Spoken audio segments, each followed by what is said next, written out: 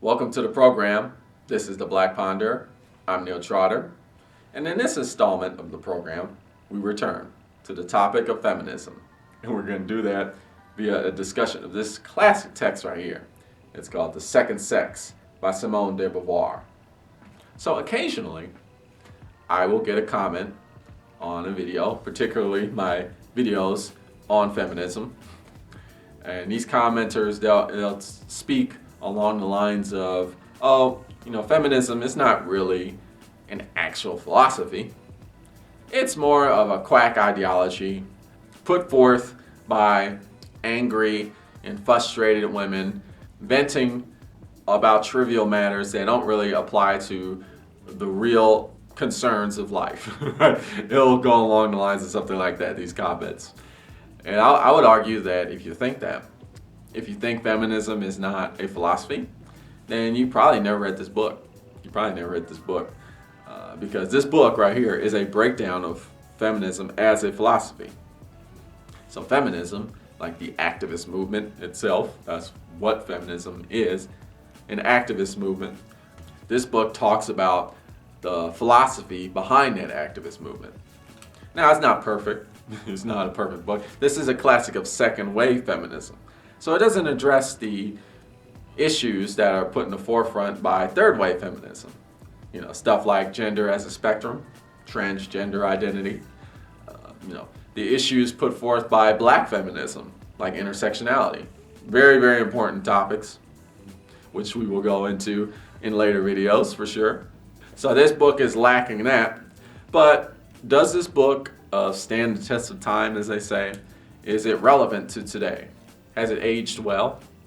I would argue yes. A lot of people would say no, it hasn't, but I would argue yes. I would say if you read this book in the year 2020, which is the year this video is produced, you're going to get some very important philosophy that's relevant to today, that addresses key problems that humanity faces in the current era. In the current era, these issues that are blocking humans from progressing to becoming better as a species, right? That's what philosophy is, I think, a lot about, is about figuring out a way for humans to reach their full potential. And I would argue that this book has a lot of that. So has this book stood the test of time? Has it aged well? It's not perfect, but yes, it still is very relevant. And I would argue that it would be a huge benefit if you read this book. You get a lot of useful knowledge. So I just said that if you believe feminism is not a philosophy, then you probably haven't read this book, and you probably haven't read other classic feminist texts. But even if you have read an older edition of this book, right? This edition is a complete and unabridged edition for the first time. I think this book was published in 2009. So when this book was first translated from French to English, and it was sent here to America, it was highly abridged. And a lot of what was cut out of the book was a lot of feminist theory, a lot of the philosophical analysis of feminism. That was taken out, right?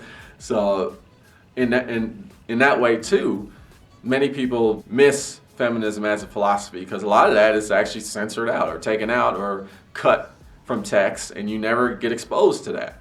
That's why I always argue in the Black Ponder program, like, it's very important to read the full text, from the actual sources, get the first-hand accounts, because you're missing a lot if you read abridged, censored material.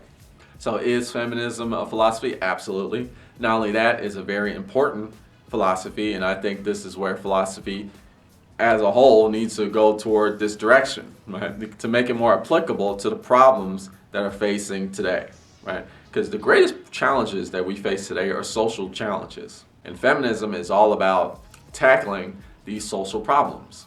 So now, how does Beauvoir frame her feminist argument in a philosophical way? How does she do it? You probably already knew this. Beauvoir is pretty famous. But if you didn't, Beauvoir is a very famous existentialist philosopher. Very famous existentialist philosopher. And she uses existentialism to frame her feminist argument. Right? She puts it in a existentialist framework. And that's what we're going to talk about today. We're going to discuss feminism within an existentialist framework, which is what this text is. So let me start you off with the first quote that I picked to read. And in case you're following along, because people actually do follow along, interestingly enough, I get the comments, which is great. That's awesome. But I'll give you the page numbers. This is basically the first page. This is page 3, the introduction. We begin on the 8th to the last line of this page. So not every female human being is necessarily a woman. Uh-oh. I already threw something at you. Not every female human being is necessarily a woman. Okay. She must take part in this mysterious and engendered reality known as femininity. All right, okay. Is femininity secreted by the ovaries? Is that what femininity is? Is it enshrined in a platonic heaven? Okay, that's the question. What is femininity? How does being feminine relate to the designation of female and the designation of woman? Are these 3 things different?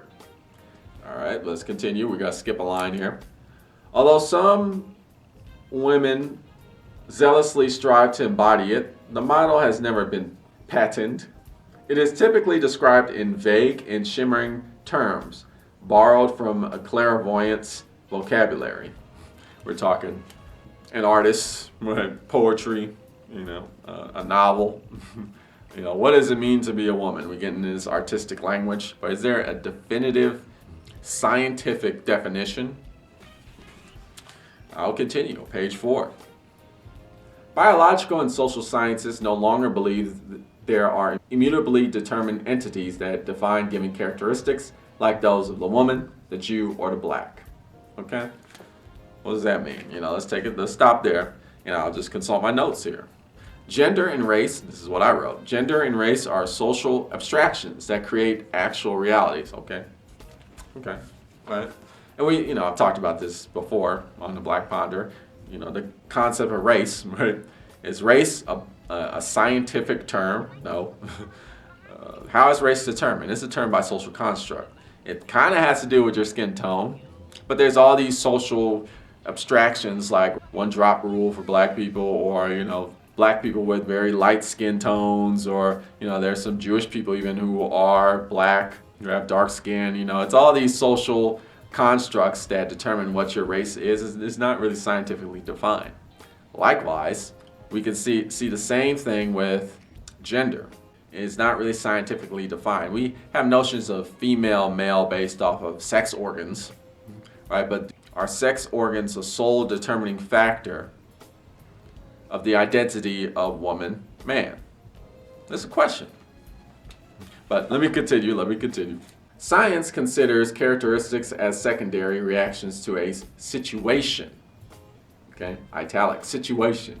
If there is no such thing today as femininity, it is because there never was. Does the word woman, quotes, then have no content? I skip a line.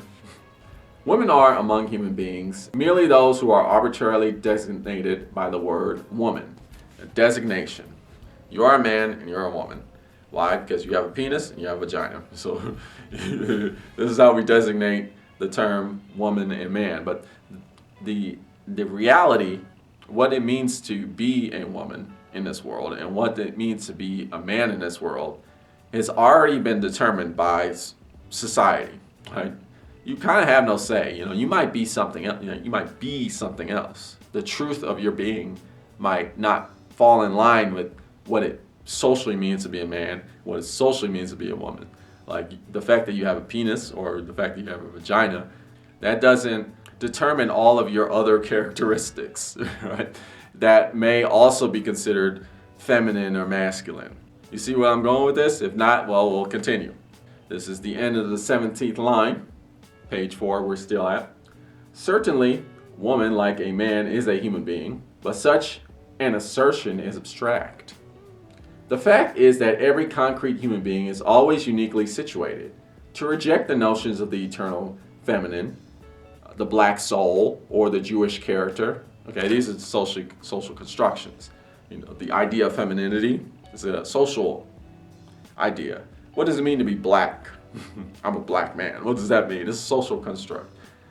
What does it mean to be Jewish? A social construct. But I'll continue. It's not to deny that there are today Jews, blacks, or women. Okay, so that's something that we need to remember. We're not saying that there is no such thing as a woman or a man or a black person or a Jewish person. We're not saying that. Okay, those realities do exist. Okay, but I'll continue. This denial is not a liberation for those concerned, but an inauthentic flight. Clearly, no woman can claim without bad faith to be situated beyond her sex. Okay, what we want to acknowledge here is that these are social constructs. I mean, there are constructs that have true consequences, but they're false realities. Okay, false realities that have true consequences. What do I mean when I say false reality? I mean it's a reality that's not based off any truth. Right? It's a social construction based off of a fiction. Okay, and the argument here is that woman is one of those realities that's based off of a fiction. It has much less to do with like truth, like one's physiology, and it has a lot more to do with the social rules and social norms that people made up over time. So we skip down all the way to the 8th to the last line here on page 4. The truth is that anyone can clearly see that humanity is split into two categories of individuals with manifestly different clothes, faces, bodies, smiles, movements, interests, and occupations. These differences are perhaps superficial. Perhaps they are destined to disappear. What is certain is that for the moment they exist in a strikingly obvious way. If the female function is not enough to define woman, and if we also reject the explanation of the eternal feminine, quotes eternal feminine, but if we accept even temporarily that there are women on the earth, we then have to ask, what is it? What is a woman? Okay, this is a philosophical question. We're asking, what is the meaning behind woman, the identity of woman? So that's important. It's important because there's people that say, well, feminism isn't a philosophy. Well, Beauvoir is like pushing the philosophical inquiry onto the feminist argument. What does it mean to be a woman? That is a philosophical question. So let's continue with this idea of realities, okay, and socially constructed realities. I want to put forth the idea in your head that men live in a different social constructed reality as women do. Each reality is different, and that's based off of the social norms established by civilization, right? Human beings in power. We begin on the 5th to the last line of page 14. This is the end of that line. It is difficult for men to measure the enormous extent of social discrimination that seems insignificant from the outside and whose moral, intellectual, and repercussions are so deep in woman that they appear to spring from an original nature. So that's what we're talking about. It's hard for men to understand this feminist argument because we live in a different reality, right? Or a differently socially constructed reality. So it's a lot more difficult for us to come to terms with this. As with the reality that women face in society, this false social construction of woman has been bombarded on them, on people designated as women for so long, it feels natural, right? It feels natural, but it's false. This is falsity that has been pushed on us, human beings, for so long that it feels natural. And if we examine it, it's kind of like examining like fundamental questions of existence. I'm going to keep going here. This is page 15. This is the 8th line at the end. If the question of woman, quotes, is so trivial, it is because masculine arrogance turned it into a quarrel. Quote, when people quarrel, they no longer reason well. Okay, this is people who start arguing about why feminism sucks and feminism is a philosophy and stop doing that, you're insulting my intelligence. It's a quarrel. We need to sit down and philosophically analyze this, really think deeply about this, because it's a very important issue. And it's hard for us as men, I'm speaking as somebody that has been designated the man role. All right, it's hard for us because we don't see this issue. We're not confronted with this issue as fiercely as negatively as people designated as women are. So it's difficult for us to come to terms with this. But Beauvoir is breaking it down. What people have endlessly sought to prove is that woman is superior, inferior, or equal to man. Right? It's that kind of quarrel. Right? It needs to end. We need to get more serious about it. We need to treat feminism as a legitimate philosophy. I skipped down 5 lines. To see clearly, one needs to get out of these ruts, these vague notions of superiority, inferiority, and equality that have distorted all discussions must be discarded in order to start anew. Yep. We gotta stop this bitter arguing and really think deeply about these serious issues. So again, let's examine what it means to be. Is it determined by one's sex organs? Is that the driver of the designation of feminine, masculine, which is, by the way, feminine, masculine identification, that determines so much of how you're treated in this world. So it's very, we really need to seriously consider how is this determined? Because it has such an influence on our life and where we can go and how we can function in society. It really does influence in a heavy way how we be, right? Our being. So how is it determined? This is a very important question. So I'm going to my third quote here. This is on page 26. It is the third paragraph, the second line. It is noteworthy that physiologists and biologists all use a more or less finalistic language merely because they ascribe meaning to vital phenomena. We will use their vocabulary without coming to any conclusions about life and consciousness. We can affirm that any living fact indicates transcendence and that a project is in the making in every function. These descriptions do not suggest more than this.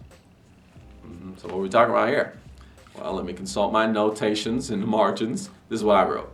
Biological processes in and of themselves don't denote identity or personhood. Well, what I mean is that they don't truly denote identity or personhood. They don't define who you truly are. Now, they're going to define how you socially will be treated, right? Which is a false reality. They will do that, right? Which is sad. So we have to recognize that there is what is your biology, your physiology, sex organs and what have you, but that doesn't determine who you are as a whole. If I know your biology, there's still so much I don't know about you. And part of what I don't know about you is if you're masculine or feminine. I don't know that even. But in today's world, we're like, oh, you have a penis? I know everything about you.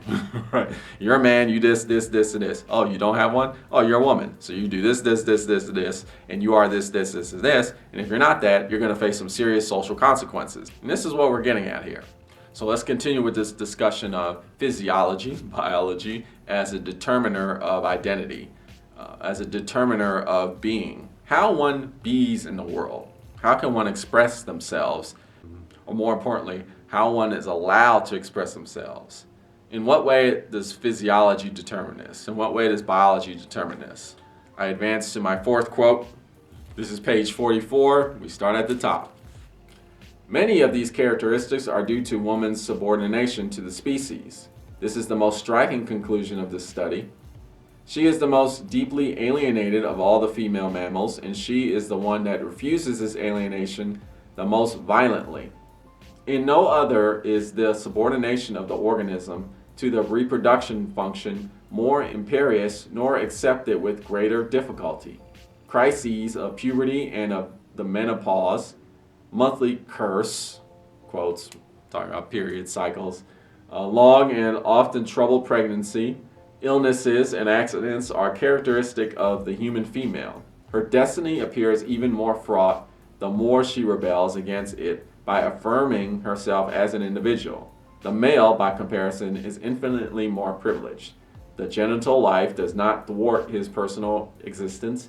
It unfolds seamlessly without crises and generally without accident. Women live on average as long as men, but are often sick and indisposed. What are we talking about here? So again, just like we said that the identity of woman, man, of, race, black, Jew, those things do actually exist, right? They do exist, but how much do they determine one's identity? In truth, very little, but they do impact how you interact in society. Likewise, we're not trying to pretend that physiology doesn't play any role in the way we be in the world. Pregnancy, major life-altering experience. Having a period every month or so for a lady, that affects one's livelihood. It does. These biological things that happen based off of the sexual physiology, okay, they do play into a person's being, and they do influence variation in being from individual to individual. The question is, how much so? And the argument is, do we exaggerate the amount of influence these biological, physiological effects have on one's true being? So I will continue. I skipped 3 lines here. We're on the second paragraph. This is the third line. Because the body is the instrument of our hold on the world appears different to us depending on how it is grasped. Okay. They are one of the keys that enable us to understand woman, but we refuse the idea that they form a fixed destiny for her. They do not suffice to constitute the basis for a sexual hierarchy. They do not explain why woman is the other. They do not condemn her forever to this subjugated role. So I put in my notes the argument that Beauvoir is presenting. Society has exploited female physiology to create patriarchy. That's what's happening. These physiological influences that are determined by sexual biology, they have been exaggerated, right? It's socially exaggerated. They have been exploited to large proportions, artificially large proportions. The societal implications that these physiological influences have, society has artificially inflated the influence of these physiological effects that sexual biology has to cater to this social construct that is patriarchy. And we can see this with the difficulty of acquiring birth control, with issues like the restriction of contraceptive access, the restriction of access to abortion, right? The struggle for maternity leave in the workplace, sexual harassment, those kinds of things. We see these things. We think that these things are just natural. Like, well, that's just how women are. We can't work around it. But we can work around it, and we can work around these things very easily. It's just that those who have the highest social power, that power is actually reliant on this exploitation of sexual physiology. Let's keep going with this quote, and maybe we can get more of what I'm talking about and what Beauvoir is talking about. So this is page 45. This is the second paragraph here, the 5th line. We categorically reject the idea of a psychophysiological parallelism. What's that? Big word. Big term. Psychophysiological parallelism. Okay, let's break that down. Let's skip 1, 2, 3, 4 lines. We also repudiate any frame of reference that presupposes the existence of a natural hierarchy of values. For example, that of an evolutionary hierarchy. Okay? Psychophysiological parallelism. I highlighted that term because what Beauvoir is saying is that how one is mentally, how one views the world mentally, is that in parallel with one's physiology, sexual physiology? Not necessarily. Not necessarily at all. Society wants us to think that and has constructed a world that falls in line with this, right? Like your physiology also affects your mental capacity. But is that really true? The way you mentally perceive the world and mentally interact with people, is that in parallel with your physiological responses in this world?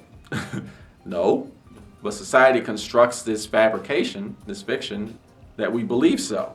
Well, you're a woman and you deal with these physiological issues, so you think this and you think this and you think this and you think this.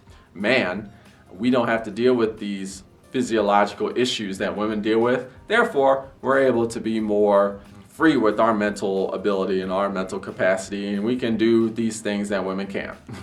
And, that's an inflated artificial reality and is, completely false. But I shall continue.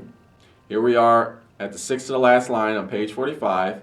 As Merleau-Ponty rightly said, some famous guy, I guess, but what he said is important. Man is not a natural species. He is a historical idea. Woman is not a fixed reality, but a becoming. She has to be compared with man in her becoming. That is, her possibilities have to be defined. What skews the issues so much is that she is being reduced to what she was, to what she is today. While the question concerns her capacities, the fact is that her capacities manifest themselves clearly on when they have been realized. But the fact is also that when one considers a being who is transcendence and surpassing, it is never possible to close the books. I'm just going to continue. We're on page 46, second paragraph, end of the third line. Woman is weaker than man. She has less muscular strength, lifts less heavy weights. There is particularly no sport in which she can compete with him. She cannot enter a fight with the male. These are facts. And she says it, basically generally speaking, men are more physically stronger than women. Okay, fact, in general, yes, sure. Her grasp of the world is thus more limited. She has less firmness and perseverance in projects that she is also less able to carry out. This means that her individual life is not as rich as man's. In truth, these facts cannot be denied, but they do not carry their meaning in themselves. As soon as we accept a human perspective defining the body, starting from existence, biology becomes an abstract science. When the physiological given, muscular inferiority, takes on meaning, this meaning immediately becomes dependent on a whole context, weakness.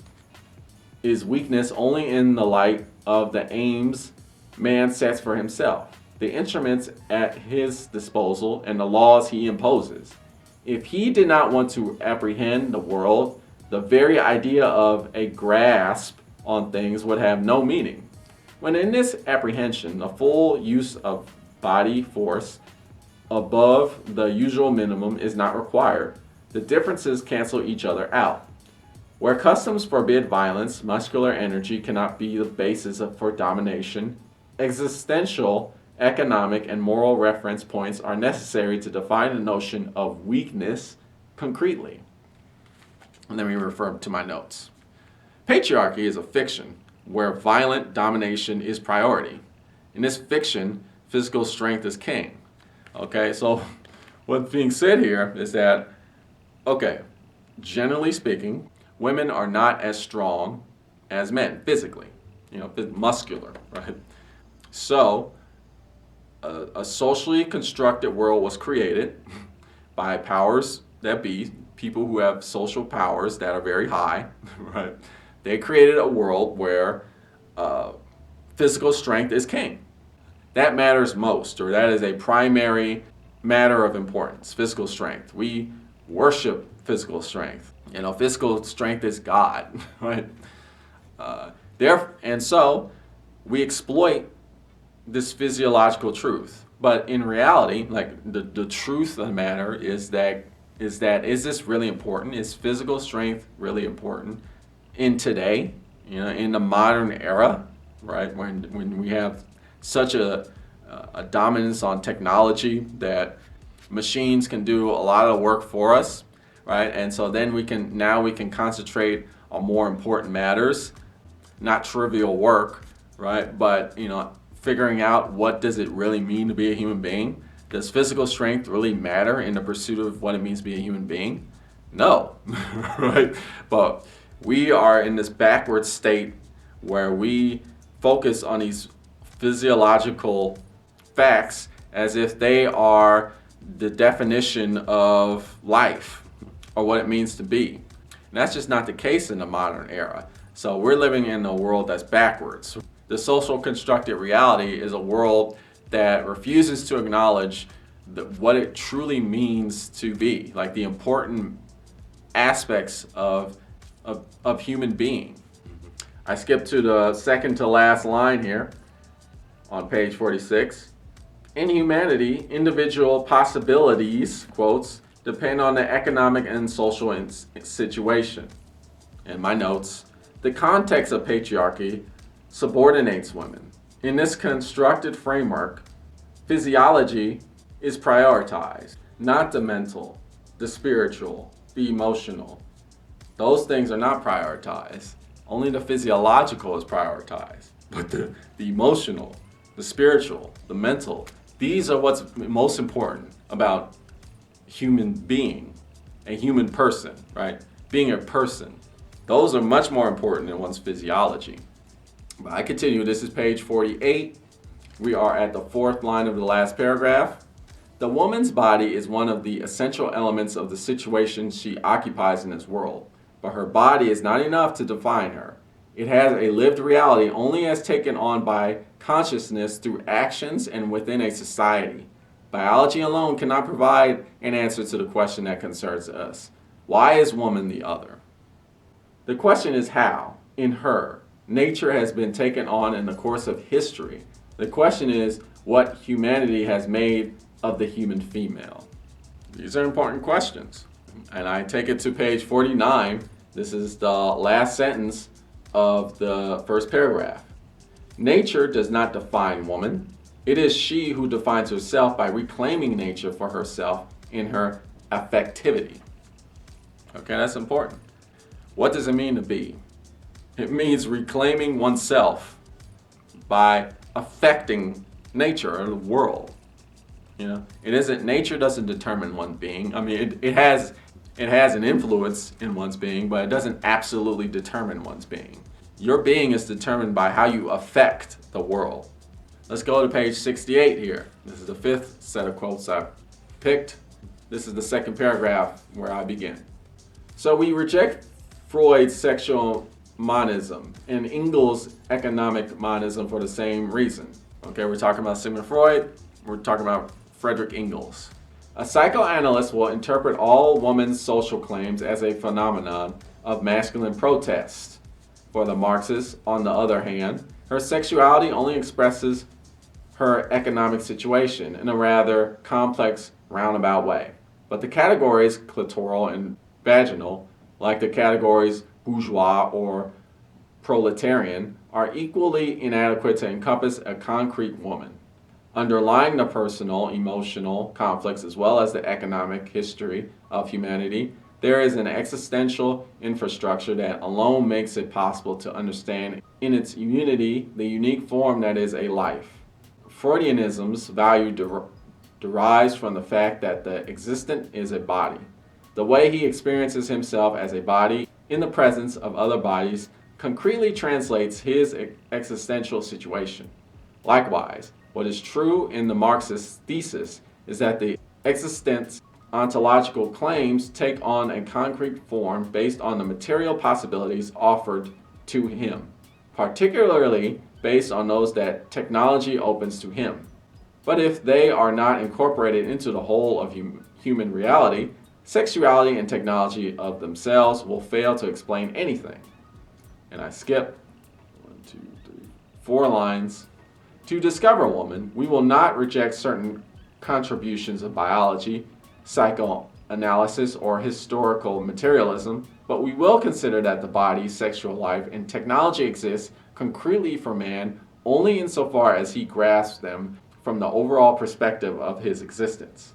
The value of muscular strength, the phallus, and the tool can only be defined in a world of values.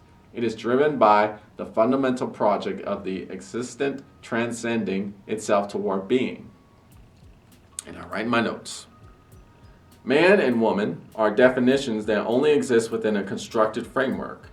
Man/woman are not a priori. To truly understand being as human, we must think of existence outside the constructed framework. Okay? That's what we gotta do. I continue on the last line of page 72. Humanity is not a simple natural species. It does not seek to survive as a species. Its project is not stagnation. It seeks to surpass itself.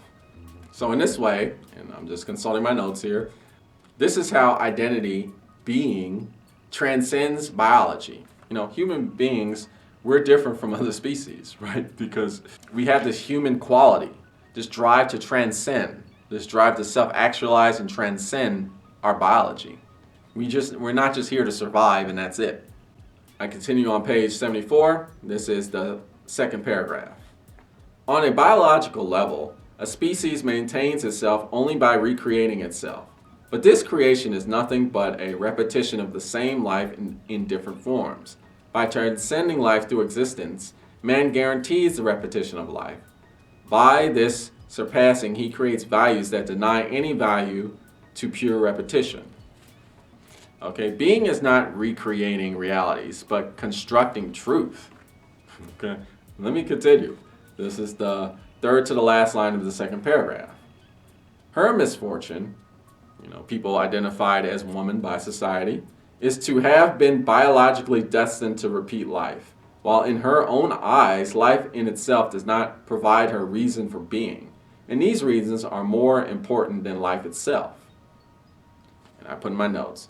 When men/women are reduced to their biology, they are disenfranchised from being as creation.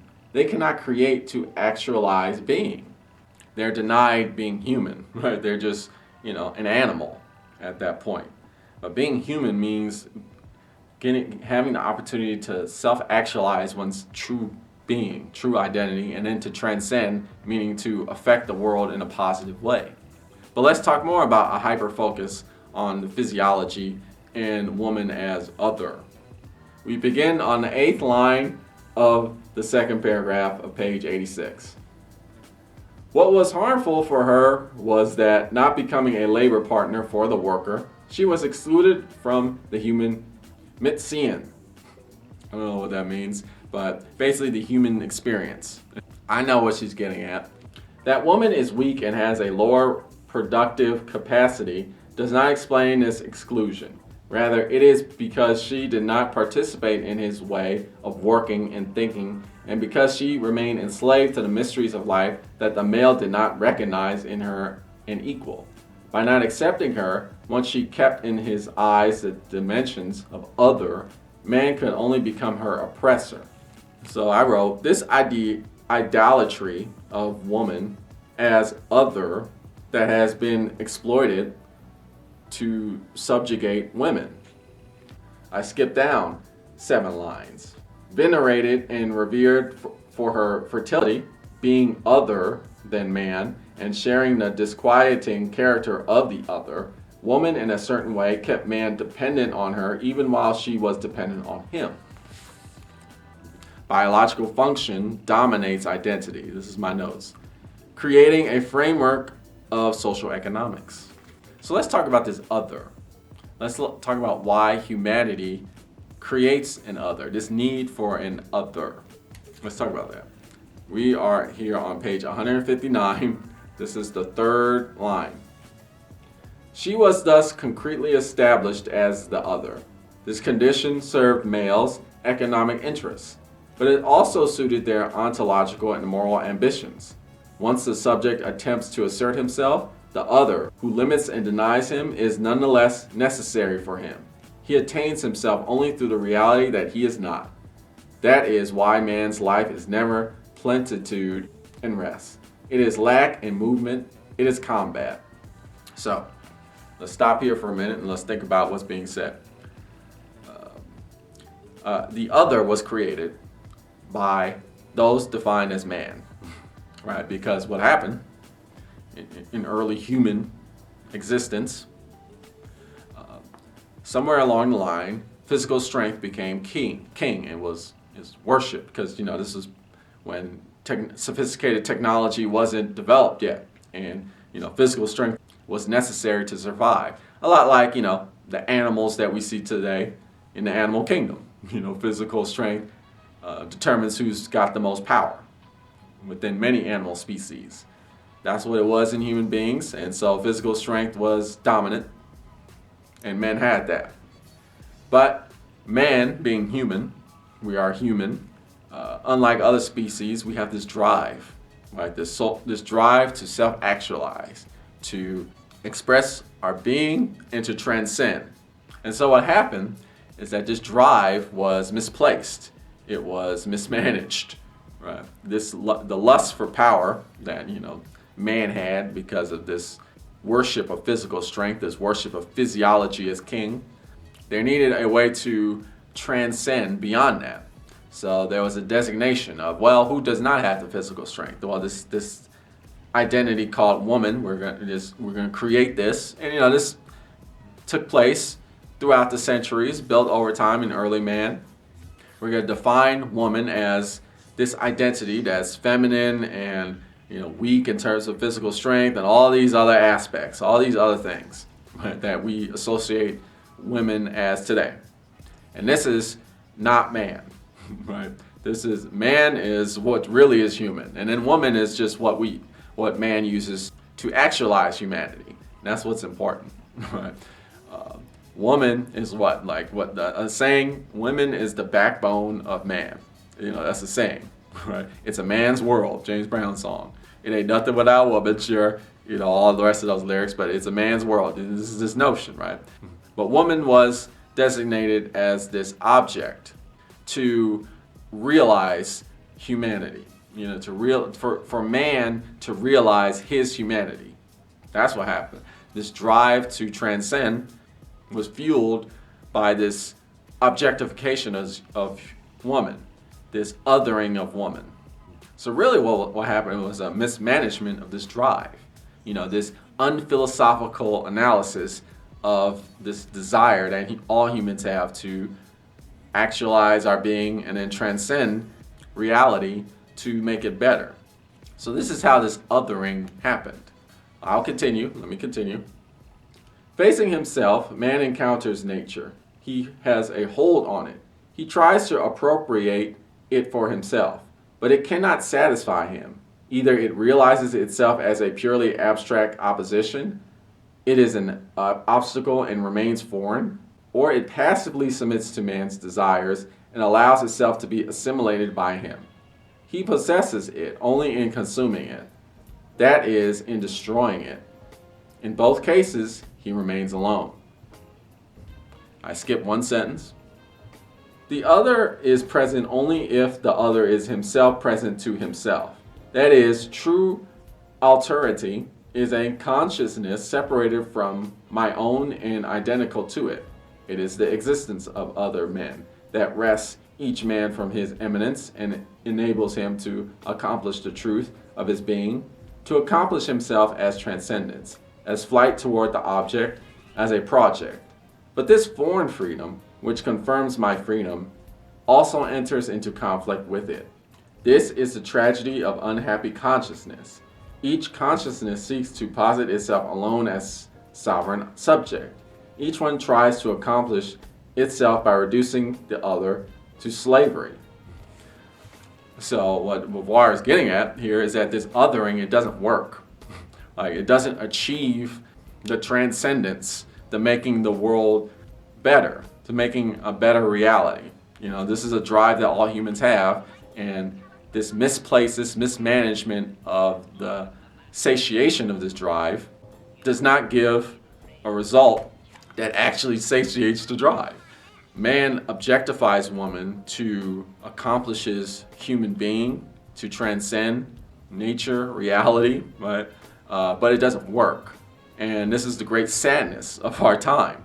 This is a lot of why we are faced with so much problems in the world today, because of this objectification of women or minorities, if you want to talk about it even on a grander scale, people who are different, who are outside the social norm, using these people as objects to realize some human potential right? And to transcend, it just is false, right? And it doesn't amount to anything really meaningful at the end of the day.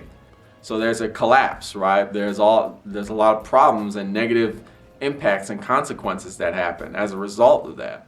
And this is the problem that we see today. I skipped down 2 lines.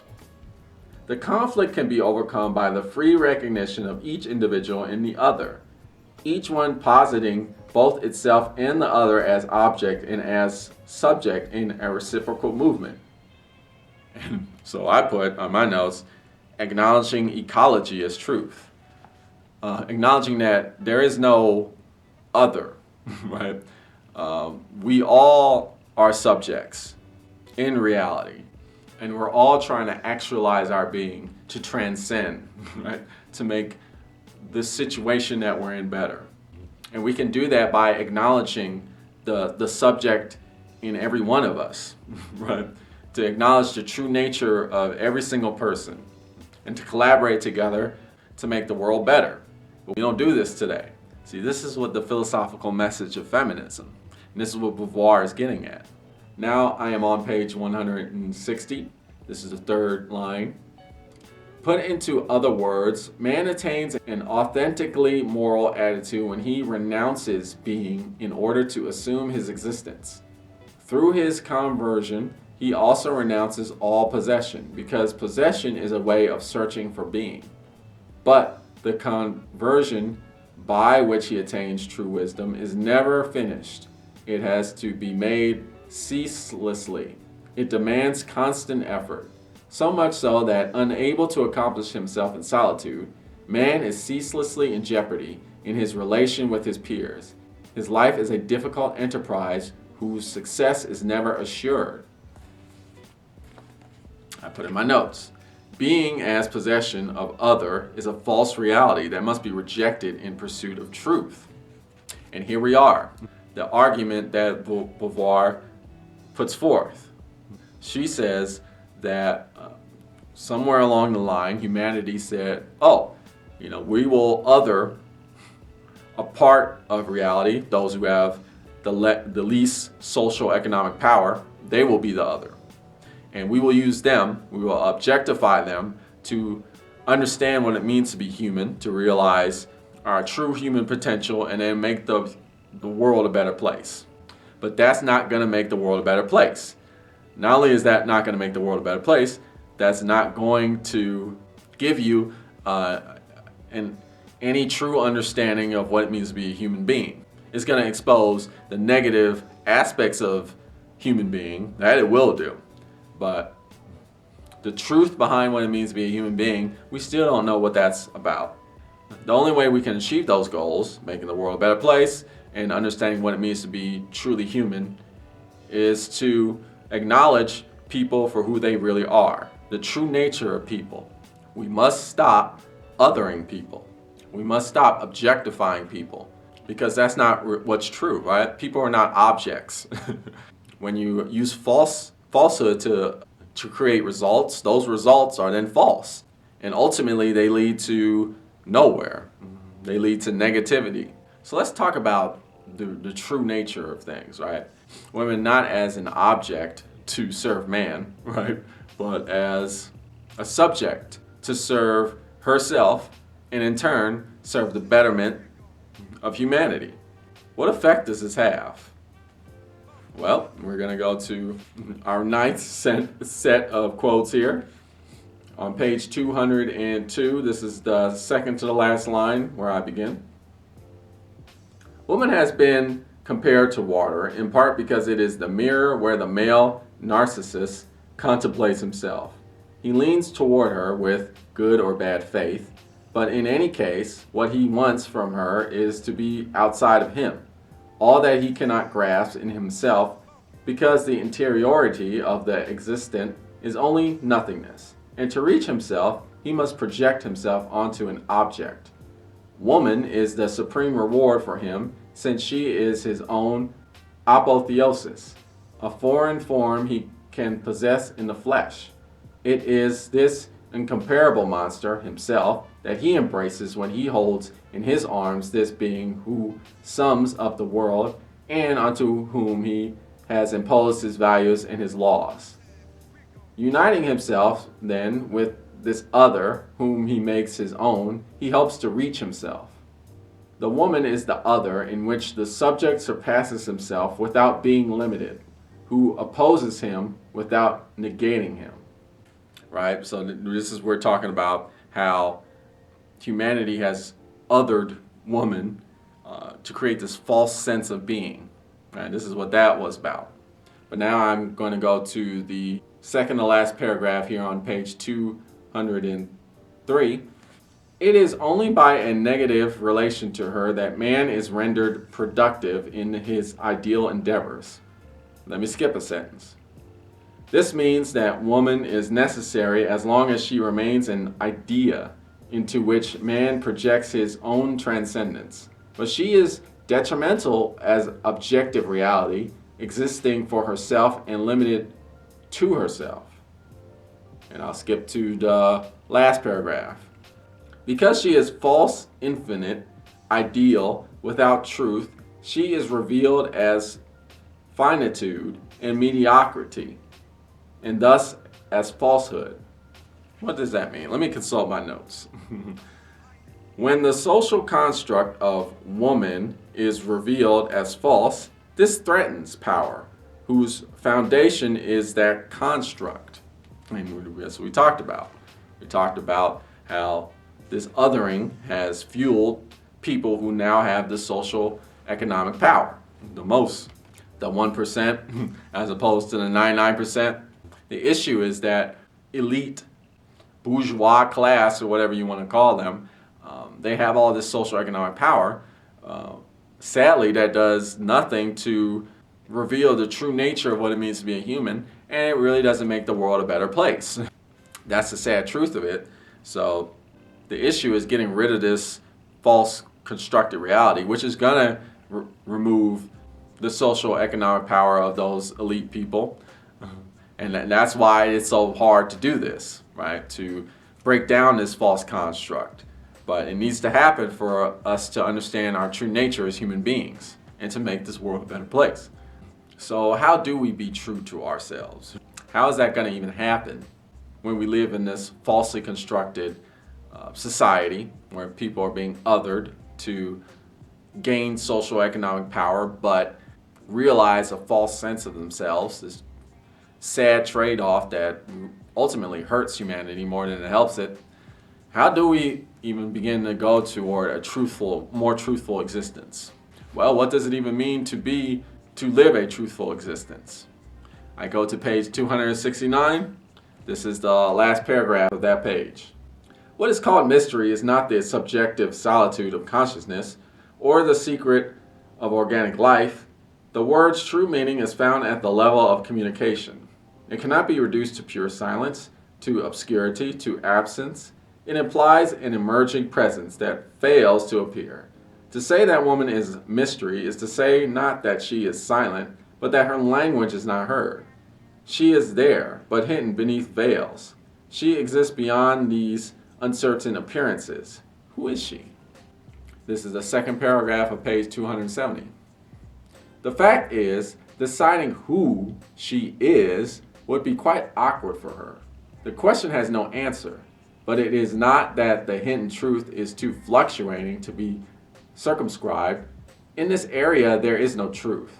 An existent is nothing other than what he does. The possible does not exceed the real.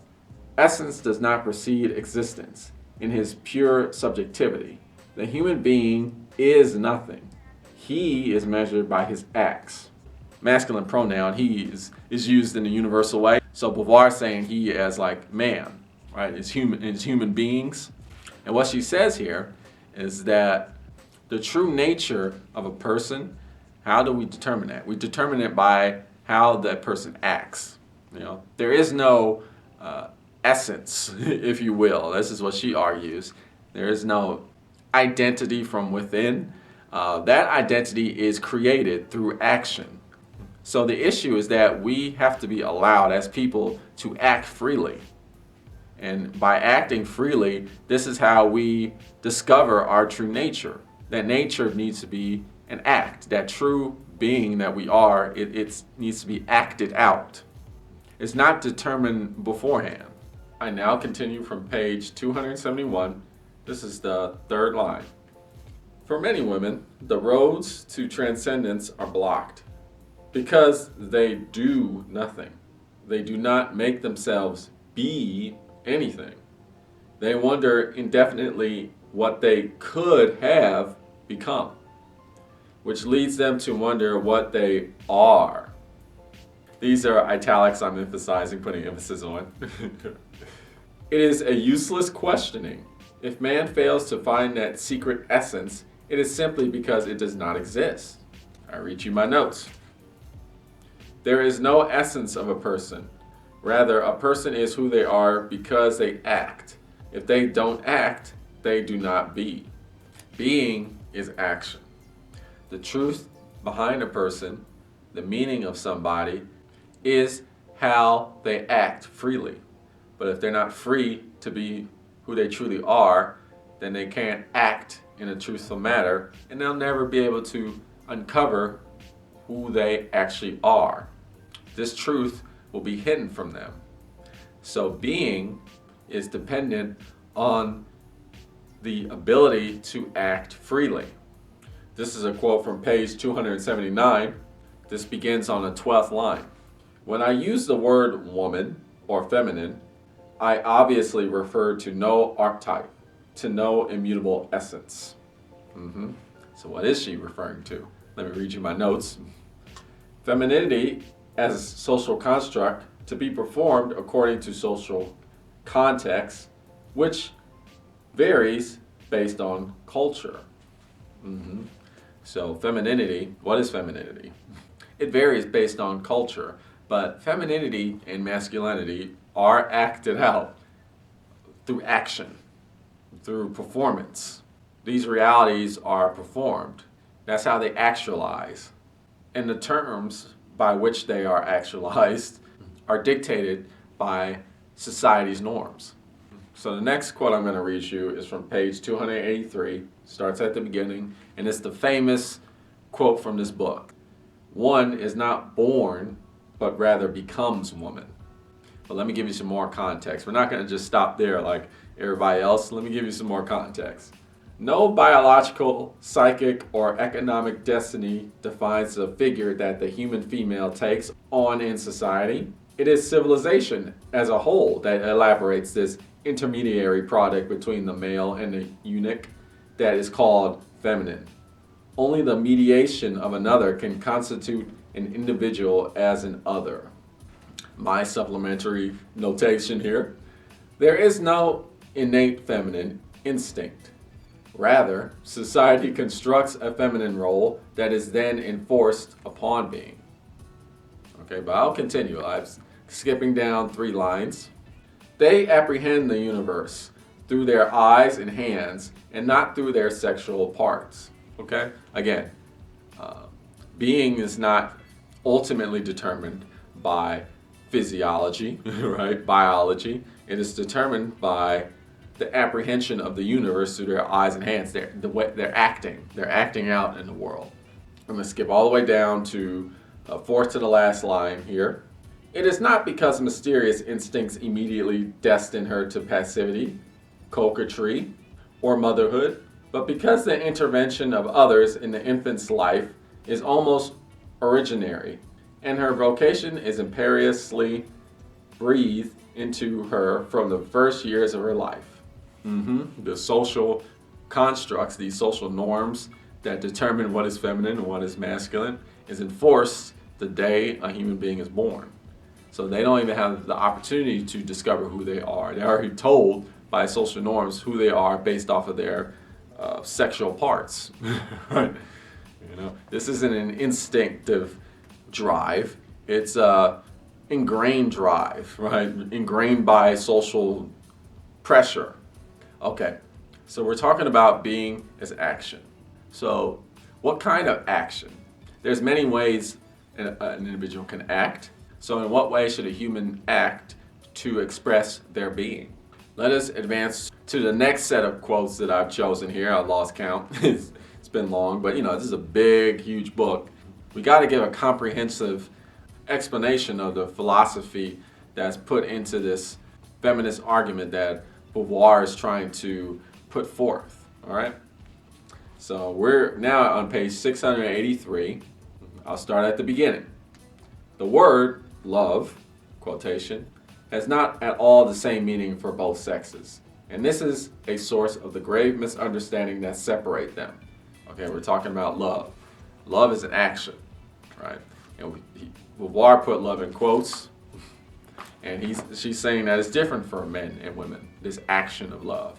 And it's due because people who are identified as men and people who are identified as women, these are people who are put into different realities, which are constructed based off of falsehood. Again, we talked about this, and because of that, they express love in a false way. Okay, they can't truly express love because it's restricted by these false constraints. That is this fiction of man and woman. So let me continue with this. We're going to go ahead and advance to the second paragraph, and here Beauvoir is quoting Nietzsche in his work, The Gay Science. So Nietzsche said, "What woman means by love is clear enough. Total devotion, not mere surrender with soul and body, without any consideration or reserve. In this absence of conditions, her love is a faith." Nietzsche said love is a kind of faith for this construct that is woman. Now Beauvoir is talking with her own words. She says, and this is the beginning of the third paragraph, "Men might be passionate lovers at certain moments of their existence, but there is not one who could be defined as a man in love. In their most violent passions, they never abandon themselves completely. Even if they fall on their knees before their mistresses, they still wish to possess them, annex them. At the heart of their lives, they remain sovereign objects. The woman they love is merely one value among others. They want to integrate her into their existence, not submerge their entire existence in her. By contrast, love for the woman is a total abdication for the benefit of a master." So again, man using woman as object to express their love. The man might love the woman, but the way the man expresses their love for the woman is through an objectification of the woman. Woman is still not treated as a subject. And on the flip side, the woman expresses love for the man through a total abdication for the benefit of her man, right? It is a kind of faith. This is what's socially acceptable when we're talking about, the typical idea of love in today's society. Let me continue. We're on page 684. I'll start at the beginning. In reality, this has nothing to do with a law of nature. This isn't natural. It is the difference in their situations that is reflected in the conceptions man and woman have of love. Okay, it's part of the false reality. These two false realities, man, woman. The individual who is a subject, who is himself, endeavors to extend his grasp on the world if he has the generous inclination for transcendence. He is ambitious, he acts, but an inessential being cannot discover the absolute in the heart of his subjectivity. A being doomed to eminence cannot realize himself in his acts. I put in my notes here. One who is a subject can transcend. One who is objectified cannot. Okay? And when we talk about transcendence, what we're talking about is using one's being to influence the world, to change their reality. When you are a subject, you can do this. When you're objectified, you cannot. Let me skip down 3 lines. The woman who has not suppressed her claim to be human will dream of surpassing her being toward one of those superior beings, of becoming one, of fusing with the sovereign subject. There is no other way out for her than losing herself, body and soul, in the one designated to her as the absolute, as the essential. And I skip down 3 more lines. She will try to overcome her situation as an essential object by radically assuming it. Through her flesh, her feelings, and her behavior, she will exalt as sovereign the one she loves. She will posit him as value and supreme reality. She will efface herself before him. Love becomes a religion for her, a faith. And I put in my notes here, through feminine objectification, a false love is created. Why do I bring this up? Well, love is a very important action. Part of figuring out who you are truthfully, how to truly be, part of that is having the ability to love. You have to be able to love to discover who you truly are, to self-actualize. But in our society today, because we live in these false constructions that conform who we are, these realities that are solely based off of our sexual physiology, how we love is heavily constricted. Right? It's very limited. We're limited to who we can love, and we're limited to how we can love, and that results in a limitation of action. We can't act in a manner that can be true. We can't express who we are truthfully because we have to conform to these social constructs which are falsely based. That's why I'm bringing this up. I continue now on page 723. This is the last sentence of the second paragraph. Being a woman possesses unique problems to an autonomous human being today. The advantage man enjoys, and which manifests itself from childhood onward, is that his vocation as a human being in no way contradicts his destiny as a male. The fact that the phallus is assimilated with transcendence means that man's social and spiritual successes endow him with virile prestige. He is not divided. However, for a woman to accomplish her femininity, she is required to be object and prey. That is, she must renounce her claims as a sovereign subject. This is to fit within this social construct that's false. You gotta always bring that up, it's false. To conform to the idea, this idea of femininity, a woman has to become an object, a prey for man's desire to self-actualize based off of these very archaic notions of power, physical strength, dominance, aggression. Women have to objectify themselves to that to fit within this idea of femininity. This is the conflict that singularly characterizes the situation of the emancipated woman.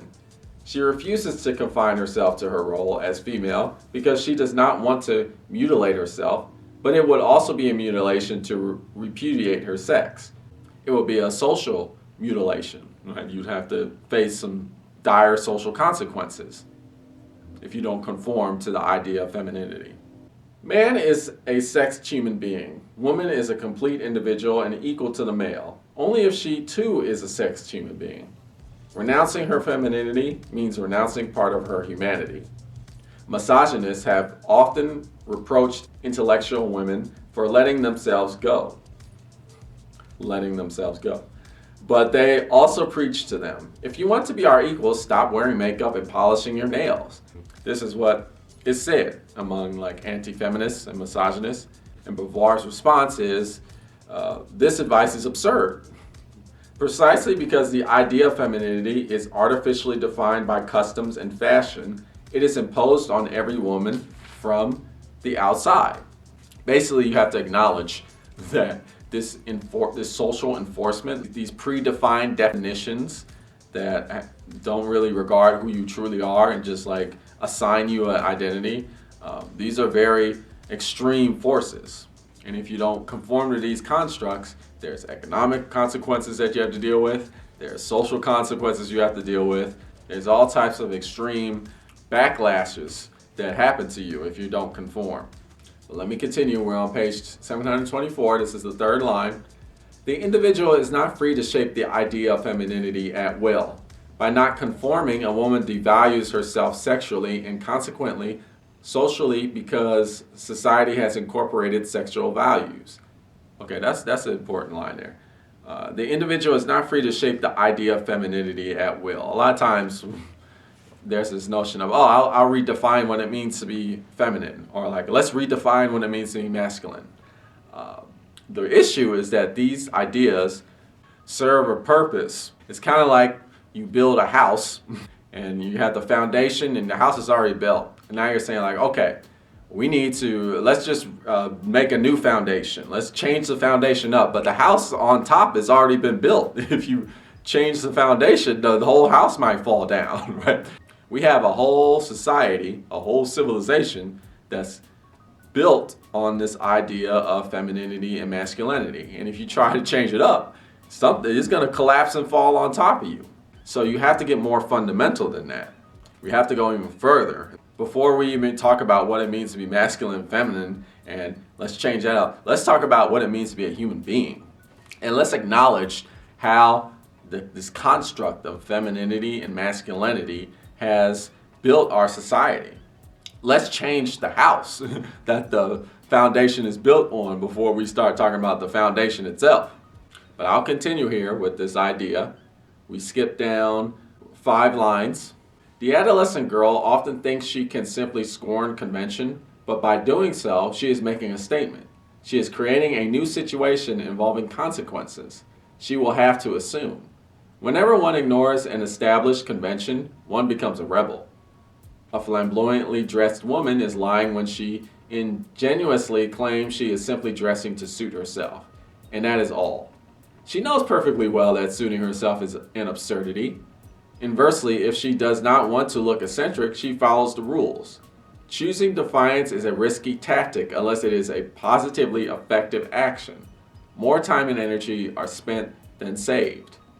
So we're just trying to reiterate this point that we have we live in a society that's based off of false constructs. And being true to oneself is a very difficult thing to do in our world because lots of things in our society depend on keeping that falsehood relevant and active and perpetuating. You start acting true to oneself and disrupt that perpetuation of falsehood, a lot of power is going to be brought into question. And I'm saying this because I'm trying to explain to you the difficulty of being true to oneself and why it's hard. Why this argument, this feminist argument, when put in this existentialist framework, reveals to you why it's so difficult to be true to oneself. A woman who has no desire to shock, no intention to devalue herself socially, has to live her woman's condition as a woman. Very often her professional success even requires it. But while conformity is quite natural for a man, custom being based on his needs as an autonomous and active individual, the woman who is herself also subject and activity has to fit into a world that has doomed her to passivity. We're just telling it like it is. I skipped down 7 lines. The woman knows that when people look at her, they do not distinguish her from her appearance. She is judged, respected, or desired in relation to how she looks. So being true to oneself has very little to do with one's appearance. It could have something to do with it, it could not. But there's a lot more things that have to do with your true being than just your appearance. Yet, in our society, a woman is judged, respected, or desired in relation to how she looks. That's the primary concern. And this is deeply rooted on a subconscious level because of the social ingrainment that society puts on us from the day we're born. We're just talking about this because I want to explain to you like the difficulty of being true to oneself. How hard is it? Why is it that we can't be true beings? This is why. We go to page 735. This is the 6th from the last line of the first paragraph. For the woman to be in love like a man, that is to say, without putting her very being into question, freely, she would have to think herself his equal and be his equal concretely. She would have to commit herself with the same decisiveness to her enterprises, which, as we will see, is still not common. We all know this already, but she's trying to break it down for you. And this is the issue, this is the problem. People who are designated as women cannot freely act. This includes the ability to love. And that's actually true with men too, right? because we have to conform too to the idea of masculinity. It's just even more restrictive to women than it is to men. And that's just something we have to acknowledge. That's a truth that needs to be accepted. I skipped down 5 lines here. She often finds herself burdened with a child she did not want, ruining her professional life. If this burden is a heavy one, it is because inversely, social norms do not allow the woman to procreate as she pleases. The unwed mother causes a scandal. And for the child, an illegitimate birth is a stain. It is rare for a woman to become a mother without accepting the change of marriage or lowering herself. It's true even to this day. Sad, but the reality. If the idea of artificial insemination interests women so much, it is not because they wish to avoid male lovemaking. It is because they hope that voluntary motherhood will finally be accepted by society. Really, that's the whole point. Can it just be an option for women to have children for a change? Can that just be an option? Why is that weird? Oh, I don't want to have children. I'm a lady, I don't want to have children. You're weird. We're still at that mode, right? It is sad. It must be added that given the lack of well-organized day nurseries and kindergartens, even one child is enough to entirely paralyze a woman's activity. That's true today. That's true today. Basically, what is said here is just the role of womanhood, as it is defined today socially, is highly restrictive. You have to give up a lot of your own being to assume this role as womanhood. And the argument will be, well, as a human being, you are a woman, and this is what you do. You get married, you have kids, you sacrifice for your man, this kind of stuff, this kind of ideology. The woman becomes an object for the transcendence of humanity rather than the woman being a subject on her own accord, transcending humanity by self-actualizing herself and transcending herself, being a subject rather than an object. I continue on page 740. This is the second to last line. To do great things, today's woman needs above all forgetfulness of self. But to forget oneself, one must first be solidly sure that one has already found oneself. Newly arrived in the world of men, barely supported by them, the woman is still much too busy looking for herself. And I put in my notes, women cannot find their true identity because society clouds that truth in false constructs. At this point, we're just reiterating what we've been saying. So I'll give you this final set of quotes on page 261. I begin on the first line. Within the human collectivity, nothing is natural, and woman, among others, is a product developed by civilization. The intervention of others in her destiny is originary. If this process were driven in another way, it would produce a very different result. Woman is defined neither by her hormones nor by mysterious instincts, but by the way she grasps through foreign consciousnesses, her body and her relation to the world. The abyss that separates adolescent girls from adolescent boys was purposely dug out from early infancy. Later, it will be impossible to keep woman from being what she was made, and she will always trail this past behind her. If the weight of this past is accurately measured, it is obvious that her destiny is not fixed in eternity. One must certainly not think that modifying her economic situation is enough to transform woman. This factor has been and remains the primordial factor of her development, but until it brings about the moral, social, and cultural consequences it heralds and requires, the new woman cannot appear. As of now, these consequences have been realized nowhere. I skip down 6 lines. No one teacher can today shape a female human being. That would be an exact homologue to the male human being. If raised like a boy, the young girl feels she is an exception and that subjects her to a new kind of specification. Stendhal understood this. Stendhal? I guess some famous writer. But what he says is important. This is a quote from him. The forest must be planted all at once. End quote. But if we suppose by contrast a society where sexual equality is concretely realized, this equality would newly assert itself in each individual. if, from the earliest age, the little girl were raised with the same demands and honors, the same severity and freedom as her brothers, taking part in the same studies and games, promised the same future, surrounded by women and men who are unambiguously equal to her, the meanings of the castration complex and the Oedipus complex would be profoundly modified. I would say these complexes wouldn't even exist, because those things are all fiction as well. The child will feel an androgynous world around her and not a masculine world. Okay? So let me read you what I wrote on my margins here. Woman is a social construct. Period. To be truthful human beings, we must live outside these false constructs. Period. So again, there's this notion that, okay, we need to redefine femininity and we need to redefine masculinity. What we need to do, is acknowledge what femininity and masculinity actually are. What are these concepts? These are socially constructed concepts that are not rooted, they're not based off of truth.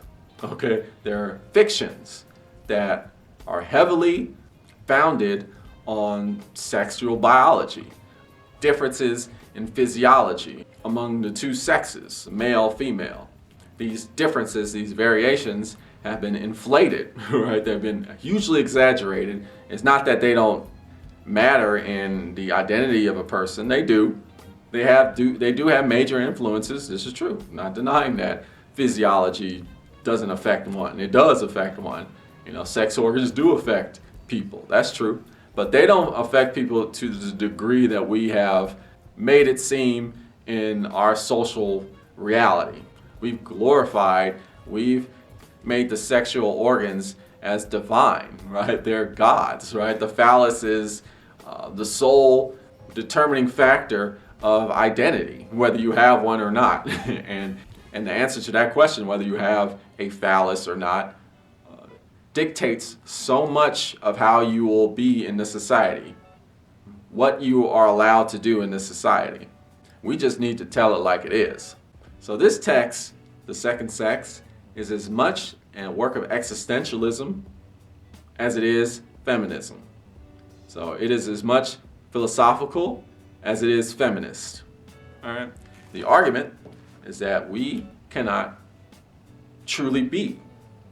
Why can't we truly be? Because this false construction, that is patriarchy, this false reality, is blocking us from our ability to be. We have to conform to these false notions that are solely based off of physiological difference. This false reality, patriarchy, only accounts to factors like one's mental state, one's emotional state, one's spiritual state.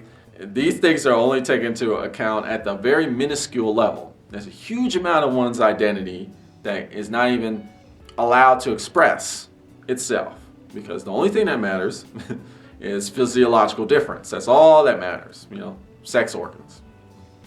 And it's a travesty, because how can human beings actually become who they truthfully are when all we're concerned about is the male-female dichotomy? So it's a question of being, it's a question of truthfully expressing oneself. That's what this book is about. I would hugely recommend you read this book. I do. I think it's definitely relevant today. Absolutely. It's not perfect. As we said before, it's not perfect. Definitely misses the mark on third wave feminism. But hey, no philosophical classical text is perfect. That's true. And does it have a lot of value in this book? Absolutely. Do I feel that feminism is where philosophy needs to go? Yes, I think that, because these are the issues that we face today. And solving these issues will drive humanity much farther than where it's at today, for sure. So check it out. The Second Sex by Simone de Beauvoir. Well, you've been watching The Black Ponder. Tune in next time for more philosophical thought.